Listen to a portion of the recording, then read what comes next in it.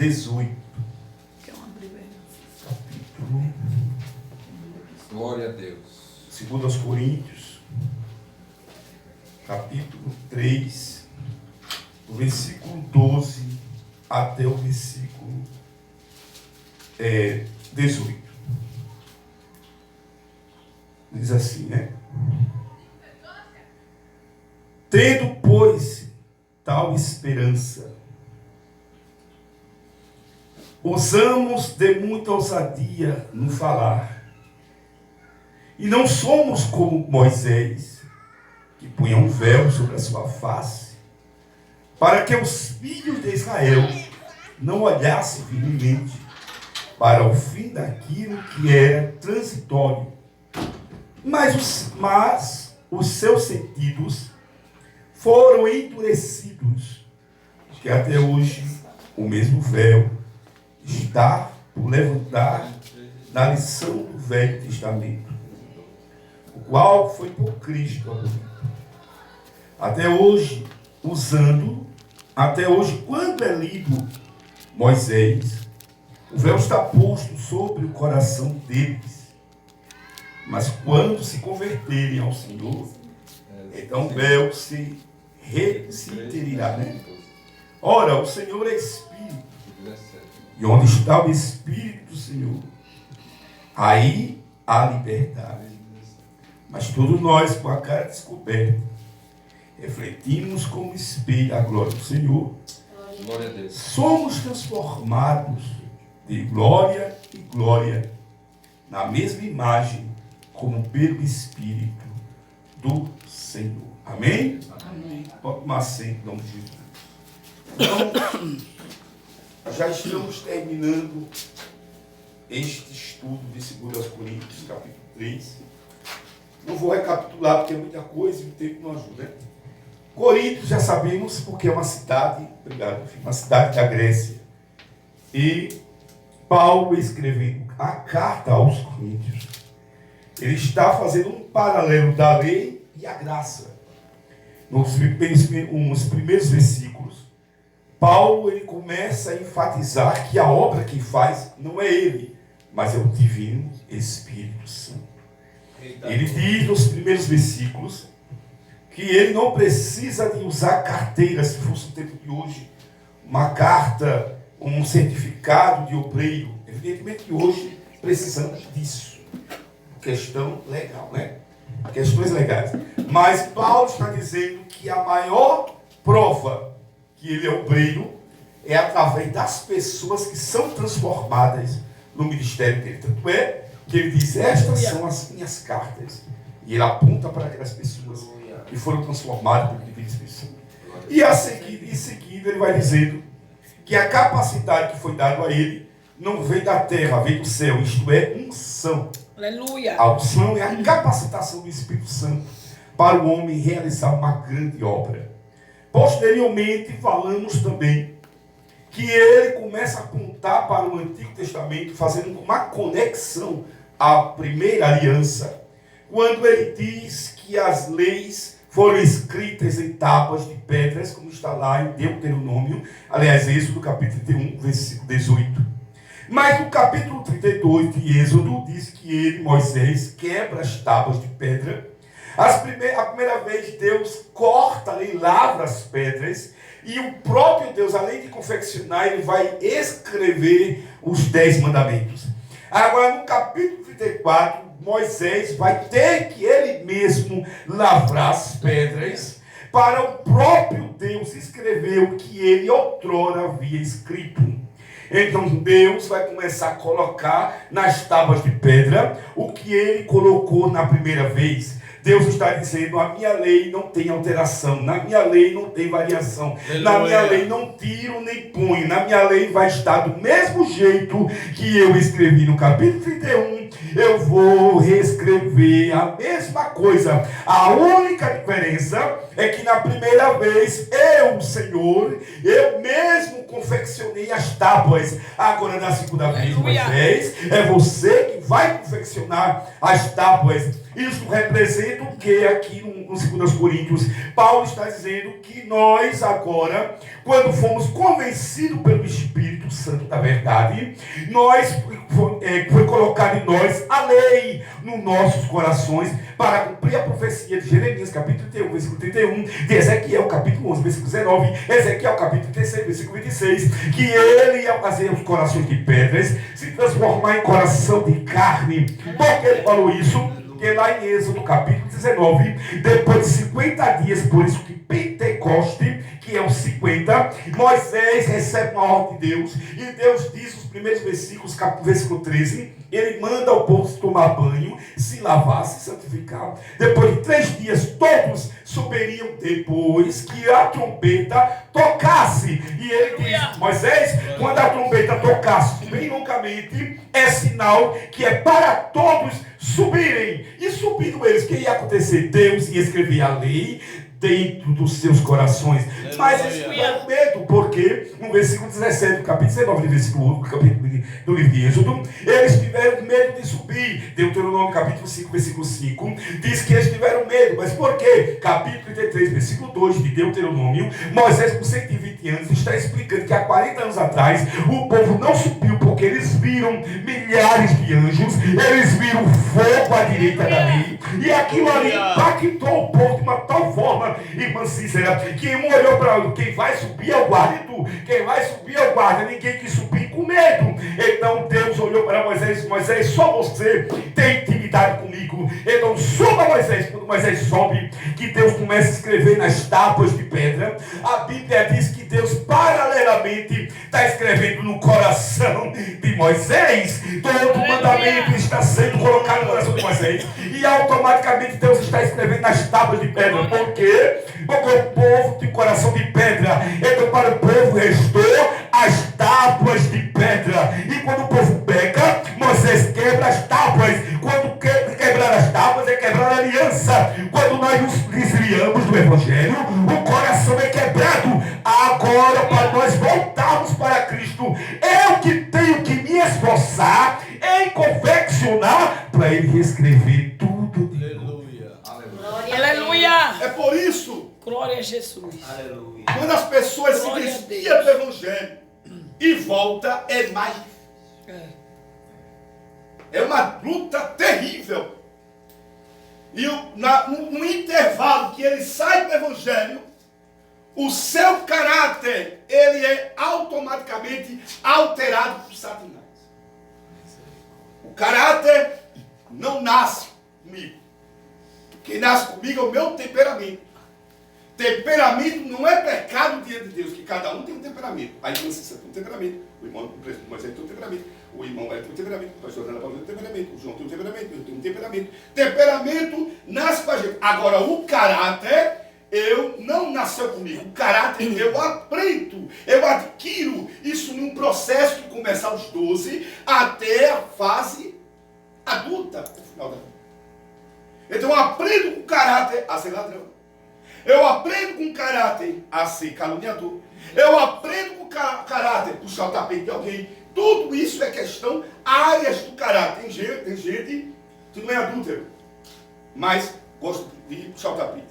Tem gente que nem é adúltero e não puxa o tapete, mas tem gente que é caluniador. Isso são áreas do caráter que só o Espírito Santo pode trabalhar. Aleluia. Não adianta eu criticar, é de orar. O que eu tenho que fazer? Orar. E o Espírito Santo vai trabalhar. Mas o Espírito de Deus, aqui em Coríntios, agora Paulo está dizendo o seguinte: a lei, eu tinha que me esforçar.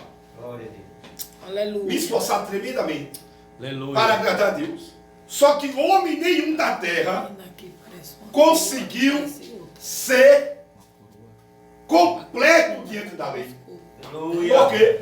Porque a lei tinha exigências. Uma exigência terrível. Por isso que a lei tinha uma exigência de tal forma que o homem não tinha capacidade de agradar a Deus de forma alguma.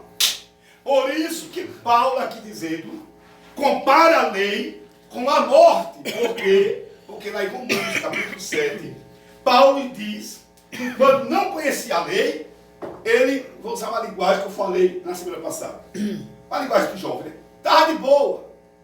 Mas quando ele conheceu a lei, ele diz, os pecados reviveram em mim, capítulo 7. Aleluia. Então, Paulo está dizendo que a lei era um espelho. Quando eu olhava para o espelho, eu via o meu pecado. A lei apontava para mim o meu pecado. Eu olhava para a lei era um espelho. Misericórdia, sou pecador. Misericórdia, sou pecador. Isso era a lei. A lei mostrava para mim. Só que a lei não é má. Glória a Jesus. Não, o que é má é a minha natureza pecaminosa. A lei é boa, como diz o apóstolo Paulo em Romanos 7, no versículo 12. Ele diz que a lei é santa, a lei é boa. Agora, o que não é bom é o que está dentro de mim. Quando eu olho para a lei diz, pecador. Aleluia. Pecador. Pecador. Então, o mais eu tento agradar a Deus, uma hora ou outra eu vou errar em alguma área. Porque, como eu falei anteriormente, existem 613 preceitos. Não só são 10 mandamentos, são 613. Era quase impossível um homem não errar numa dessa área. Tudo era pecado, imagina. Tinha com a religião, peguei. Critiquei o órgão do irmão. Peguei. Eu olhei para a barbearia do presbítero Moisés. Ele estava com a calça azul, uma blusa vermelha. Lá vai eu criticar, peguei. Aí lá vai a irmã Cícera, tão alegre. Olha, pai, senhor, irmão. Aí eu critico ela, peguei de novo. Quer dizer, sempre estava pecando. Não tinha como uma pessoa ser perfeita. Aleluia. Então, Aleluia. Jesus veio a isto. Glória a Deus, aleluia. Não para acabar com a lei, que Jesus não era rebelde. Mas Jesus cumpriu nele a lei, ao pé da letra. Do dia que ele nasceu até o dia que ele morreu, ele nunca pecou. Glória a Deus. Glória a Deus. Coisa Aleluia. E 1 Pedro, capítulo 2, versículo 22, diz que ele nunca pecou. 1 João 3,5 diz que ele nunca pecou. Apocalipse, capítulo 5, versículo 5 a 6, diz que ele nunca pecou. João, capítulo 1, versículo 29, diz que ele nunca pecou. João 8, versículo 46, diz que ele nunca pecou. Jesus aparece também, Paulo escreveu em 2 Coríntios 5, versículo 21, diz assim, e ele não conheceu pecado, mas se fez pecado para que nós fôssemos justiça de Deus. Aleluia. E o que é que a justiça faz? A justiça nos tira de uma posição e nos coloca em outra. Como assim? Aleluia. A palavra justiça, ela não se limita a só uma palavra. Ela se abrange em várias palavras. Justiça quer dizer também retidão. O que é retidão? É derivada da palavra reta. Tem um cabo reto. Aleluia. Retidão. O cara comprou, vou comprar a irmã Cícera. Fiado. Dando exemplo, amor Deus. Aí eu pago. Por que ele pagou? Porque ele é reto. Vou lá no presbítero Moisés. Mas Moisés, corta o cabelo aqui. Ele cortou. Nunca mais eu apareço para dar. Não, está errado. Isso não é retidão. Isso é outra coisa. Falta Retidão é eu chegar lá para tomar empresa. Roubalheira. Dinheiro. Ser uma pessoa reta. Então a justiça é justiça. Por exemplo, alguém chegou passando mal. Eu sempre vou tentar ajudar aquela pessoa. Isso é justiça. Tu faz justiça com aquela pessoa. Agora, Jesus aparece. Você vê que isso é o Espírito Santo. Só ele que faz isso. Jesus aparece em João 16, versículo 13. E ele diz: o Espírito Santo é o único que convence do pecado, 1. Justiça, 2. E juízo, 3. Pecado.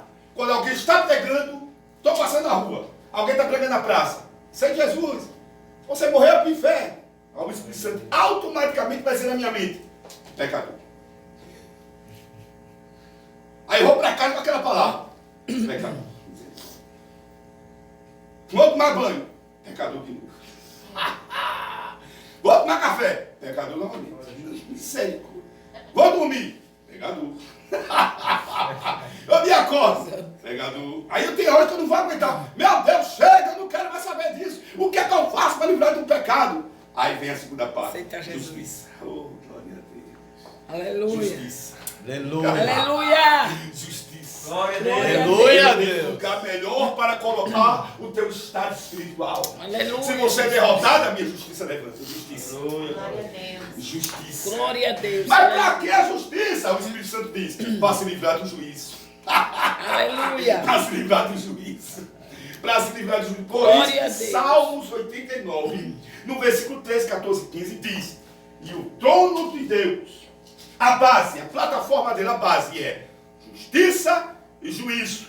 Juízo e justiça. Ambas palavras. Justiça, juízo é a sentença.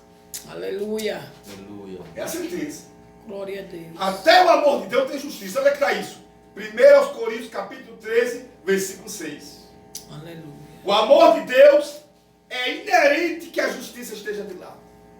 O amor está de lado e a justiça do outro. Não dá, né? Para onde vai o amor, a justiça vai. Porque Aleluia. em Deus não há injustiça. Aleluia, Jesus. Glória a Deus. Não há injustiça. Aleluia, glória a Deus. Eu estava comentando hoje com o presbítero Moisés, lá em Atos capítulo 8. Pedro ficou, no versículo 9, acho, a seguir.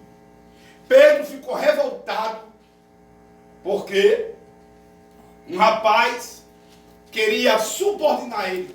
Não sei se queria comprar a unção dele. E ele olhou e disse: pegue tu e o teu dinheiro e vá para o inferno.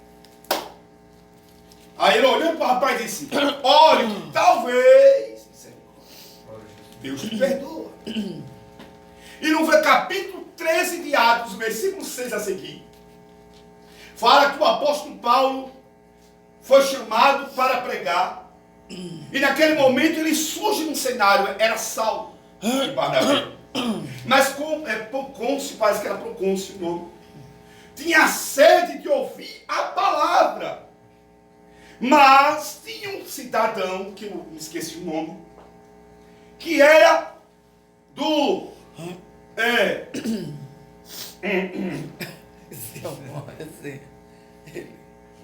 Entendeu o mistério?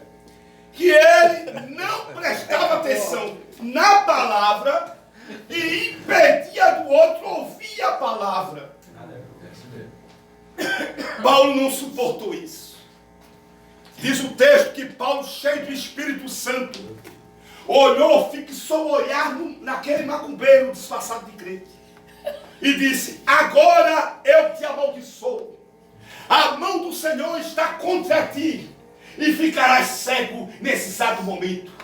Naquele momento, Procôncio ficou impactado. Por que Procôncio ficou impactado? Porque ali houve reverência. Aleluia. Glória a Deus. Glória a Jesus. Doutrina. Naquele momento ele foi obrigado a ouvir a palavra. Se você está numa igreja que o crente não está nem aí para a palavra, o próprio Jesus, ele mesmo com a sua boca, em João 8, versículo 46, ele diz: aquele que não ouve a palavra, porque não é de Deus. Eita, glória. Aleluia. Eita. 1 João capítulo 4, versículo 6 está escrito que aquele que é de Deus, ele ouve a Aleluia. palavra de Deus. Glória a Jesus. Aleluia. E quando o macumbeiro tentava ter a atenção daquele Procôncio, que estava doido para ouvir a palavra, Paulo foi tomado pelo Espírito Santo, abriu a boca e amaldiçoou: vai ficar cego! Infeliz. Aleluia. Aleluia. Ele ficou cego. Aleluia. Aleluia. Diz o texto que ele ficou andando em ciclo, perdeu o sentido, não sabe nem para onde vai, não sabe se vai para o catimbó, não sabe se vai para a igreja. Ele ficou doido, procurando a quem o guiasse. Meu Aleluia. Deus. Isso. Aí Paulo, além de amaldiçoar, olha o que é que sai da boca de Paulo. Esse Deus é... Ele diz assim: filho do diabo. Olha, Olha. É pesado. foi filho do diabo. Filho do diabo, inimigo da justiça de Deus. Olha. Aleluia. O Aleluia. seu coração é mau, é malícia, é cheio de engano, é cheio de malícia. 13. Naquele momento o rapaz ficou cego. As igrejas têm que entender que tem momentos que Deus traz correções estranhas para a nossa carne. É. Aleluia. O apóstolo Paulo, escrevendo a segunda carta, no capítulo 7, no versículo 8, ele faz menção da primeira carta, em 1 Coríntios 5, no versículo 5, quando ele disse: eu entrego a tua carne para Satanás. E o versículo 6 diz: Aleluia, e Deus. este está contaminando. Não sabes tu que o bolo não pode ter muito fermento? Não Aleluia. sabe que essa está contaminando a igreja? Oh, aleluia. Glória a Deus. E a Bíblia diz que lá na frente, nesse mesmo capítulo, 1 Coríntios, capítulo 5, versículo 8, 9, 10, 11, 12, Paulo diz: se nós não podemos julgar o que está no mundo. Quem quiser que dance funk, quem quiser que dance lambada, a igreja não tem nada a ver com isso. Isso aí é Deus. Agora a igreja tem autoridade de julgar o que está dentro. Aleluia. É. E o que é julgar? Estamos falando de justiça. Aleluia. Julgar é avaliar. É. Jesus diz em Mateus 7, ele não condena, ele não proíbe da irmã Cícera julgar minha prática. Aleluia. Pelo contrário, no versículo 24 ele diz que a igreja tem autoridade de fazer Aleluia. um julgamento, Glória ou a seja, Deus. Glória a julgar com reta justiça. Reta justiça, ou seja, avaliar certo. Como? Pelos frutos Aleluia. conhecereis a árvore. Aleluia. Por isso que Paulo, em 1 Coríntios, capítulo 5, ele diz que aquele que se diz ser irmão e anda praticando aquilo que não agrada, nem com ele deve sentar na mesa. A mesa ali é comunhão. Glória a Aleluia. Deus. Amém, irmão. Glória a Deus. Não queira comunhão. Porque o mundo já está condenado, mas você tem que ter um olho seletivo. Aleluia. Aí no versículo 12, eu estava lendo até hoje na Bíblia dele. Ele diz assim, no versículo 12: tire este iníquo do meio da igreja.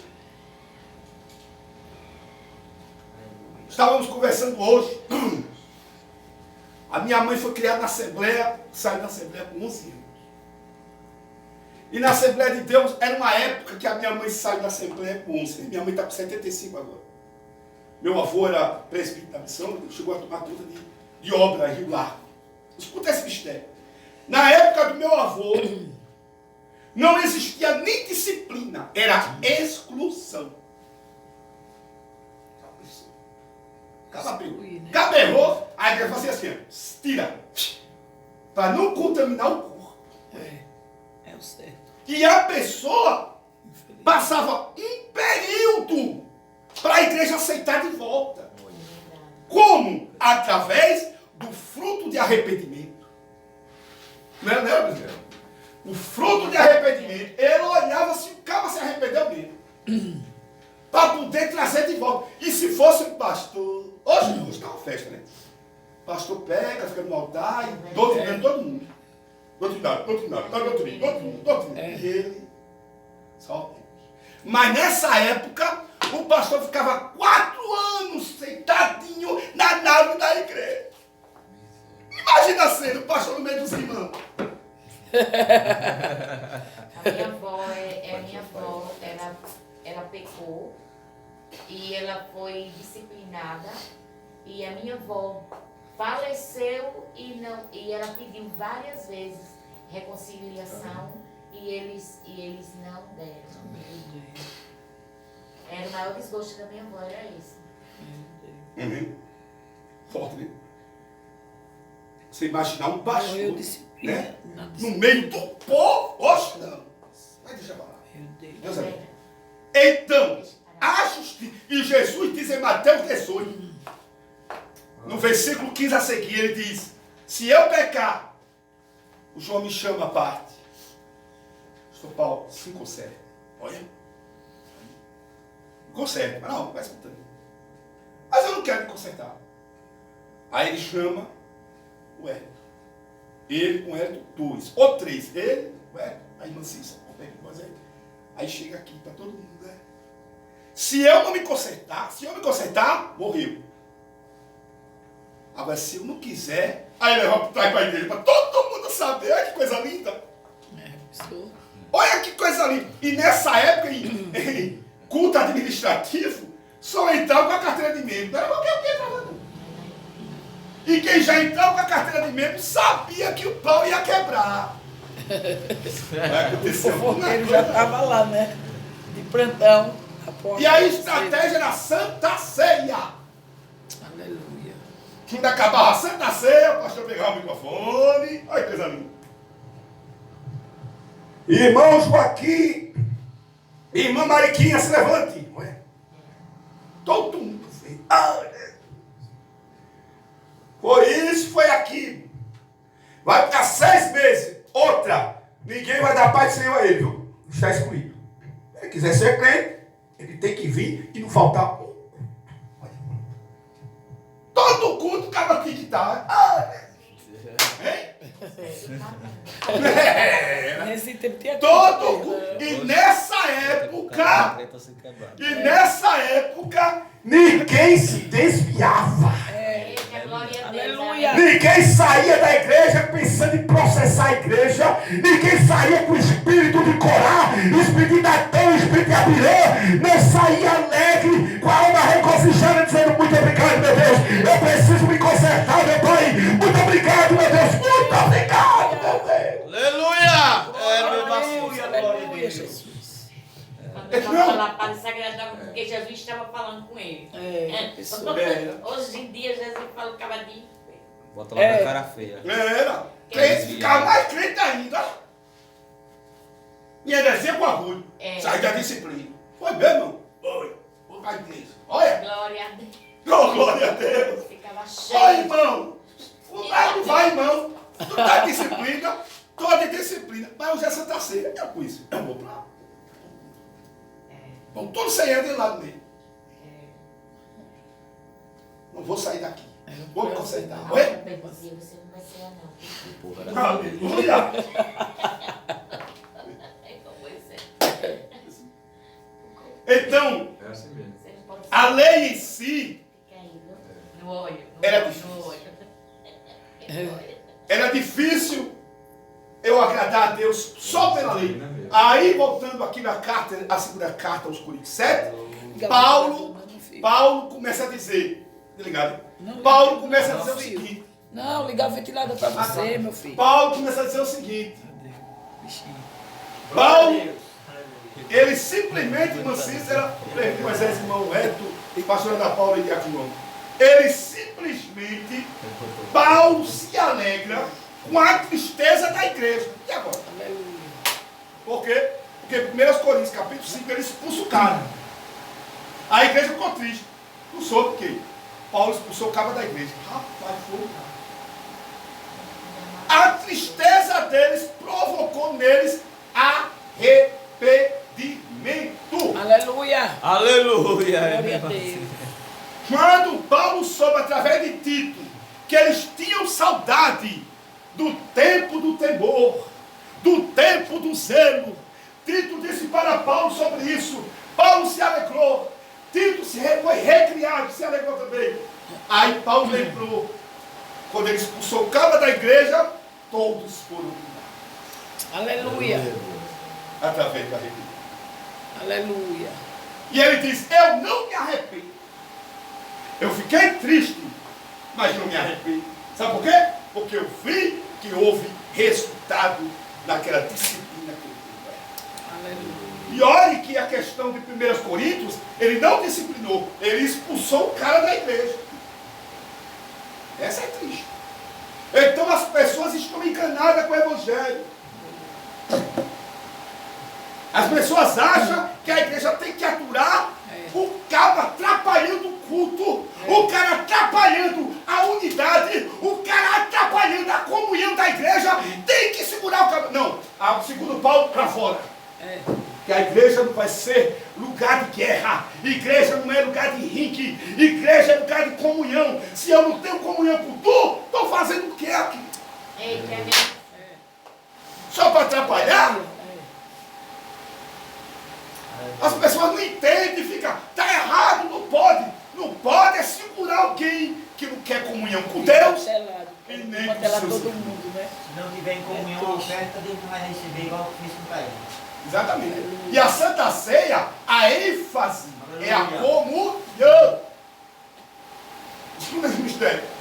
Então, Paulo está falando aqui que o Espírito Santo trouxe para mim e para você 3 palavras aqui que eu vou falar: justiça, a graça e a retidão.